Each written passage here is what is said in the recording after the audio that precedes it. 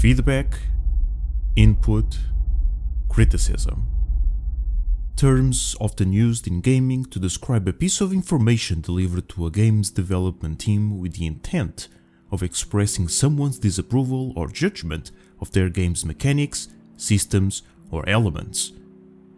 The concept of establishing a level of communication between us, the consumers, and the companies that make the products that we use has always existed, but with the widespread of the internet and all its functionalities, now more than ever, we are able to do so at any time, anywhere, and say anything.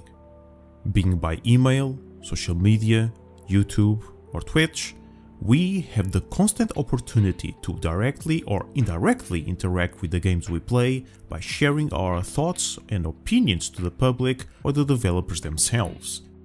However, throughout the many years the World Wide Web has become a daily life commodity for most of the global society, this ideal of communication slowly but surely turned into a distorted version of itself, and from it surged several groups of people that use this tool in very different ways or perceive it in a dissimilar manner. We have all seen it at some point in time.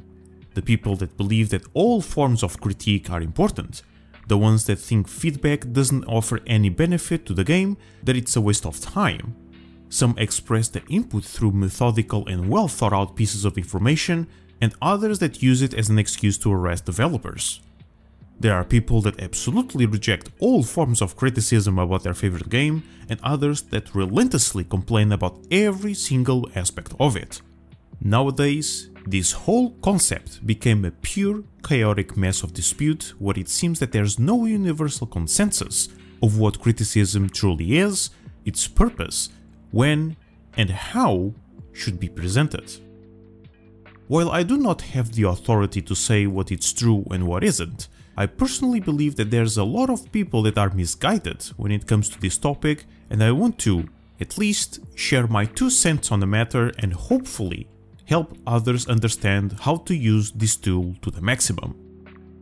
First, we should ask why. Why would developers want to hear from us in the first place? What would be the point, the benefit, in hearing from someone who's not a developer to begin with? And I bet this is the main argument for people that defend criticism is a useless endeavor. After all, why would an architect take a random person's thoughts into consideration if they don't even know how to design houses? While it is understandable having that perspective, there are 2 aspects that make the community's feedback actually pretty valuable to a dev team. It is rather common for developers to over-focus on the construction of their game, and that obviously has its positives. However, in those circumstances, it is also very easy for them to lose touch with the community. And the longer that phenomenon continues, the more impactful it becomes. I always advocated for games to possess a very specific and well-defined vision. Doing so not only allows developers to build the game around a specific concept or theme a lot better, but it also allows the game itself to be much better advertised, targeting only the people that really crave a particular experience. That is why niche games exist. They are made laser focused on the idea, and their entire community is there exclusively for that and nothing else. But this doesn't mean that it doesn't have its downsides though. It is very important to strike a balance between their vision and their fan base's input, because things can silently and very quickly turn south. The game can develop in ways players do not enjoy.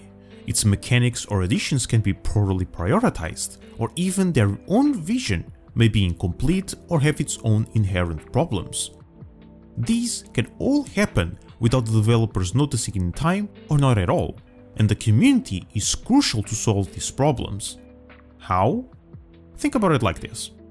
Players like us are the ones that enjoy the game in question so much that we not only spend ludicrous amounts of time playing, but when we are not playing, we still dedicate our time doing things related to it, such as watching videos, participating in discussions, reading, or even writing guides among many other things.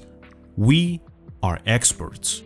We have deep knowledge of its functionalities, but most importantly, its problems. It is surprisingly frequent for the game's own developers to not play their game. And even if they do, which is something that should be appreciated, the time spent is nowhere near as much as their hardcore player base. Now, keep in mind that the community's feedback should never be taken into account at face value. It is very easy to express the existence of a problem, but it's a lot harder to point out what the problem is, its origin, and its appropriate solution. And that is the relationship between players and developers that the latter should try to create. The community plays the game, lets them know that there's an issue, and their job is to find it, understand it, and fix it.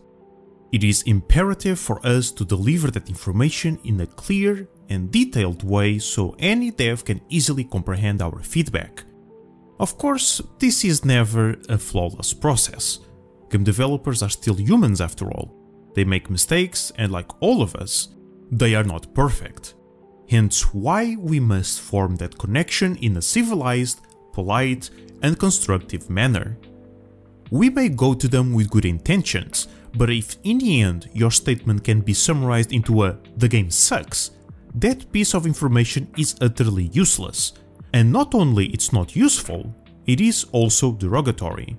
And that can contribute to an increasingly toxic relationship. And we all know that's not all that productive now, is it? Now, this is very important. It is okay if we don't know the solution for the problem that we have. We don't have to. The majority of us are not game designers. We simply don't have the knowledge regarding that profession. But letting the devs know that there is a problem is extremely important. All we need to do is to respectfully express our disapproval towards a very specific component of the game. But before that, we need to make sure that our personal issue with the game is shared with others, because we ourselves can also be wrong. We may be playing poorly, we may lack an important fact about it that we are not aware of, we may be forcing a specific playstyle this particular title just cannot support. There are many factors that may degrade our enjoyment, and it is possible that comes not from a gameplay flaw, but rather from yourself. So it is important to discuss and communicate with other people that also play the same game to understand if the issue is our own doing or if it is a widespread problem. If the latter reveals to be true, we then need to properly show that in a way that it's constructive, even if you don't know the answer. For example, hypothetically speaking, imagine that you're playing a game and you get constantly frustrated on a very specific portion of its gameplay and it's always on that exact component, but you can't tell exactly what it is. Let's assume that you also create a post on Steam's community tab asking if other players have been having issues on that same point and people actually agree with you, many saying that they also feel frustrated from the same exact source, but still no one knows exactly why or how to fix it. To get your point across and help developers understand the issue, you need to be precise, direct, honest, and respectful. Regardless of what it is, YouTube comments, dev streams, emails, no DMs, please avoid directly contacting developers, whatever it is. On that example, you should communicate along the lines of, there is a problem in this specific part of the game, I don't know what it is, but there's a lot of people that share the same frustration as I do. Can you please investigate this to find the culprit and possibly fix it? If you do know the cause of the issue, that's even better. You can then tell them what the problem is, show evidence, and tell them why you consider this a problem. What we say and how we say it are two different things. You can be completely clueless on the matter, but your input can still be valuable. It all depends on the way you express that information to developers, even if you don't offer a lot of info. Communication is everything. The better we use that tool, the better are the results, and the better is the communication between us and the team that builds our games. Of course, this goes both ways, and if the devs don't contribute to that, we can't really do much about it, but in the end, what matters most is that we have power. we have the opportunity to change the games we enjoy for the better,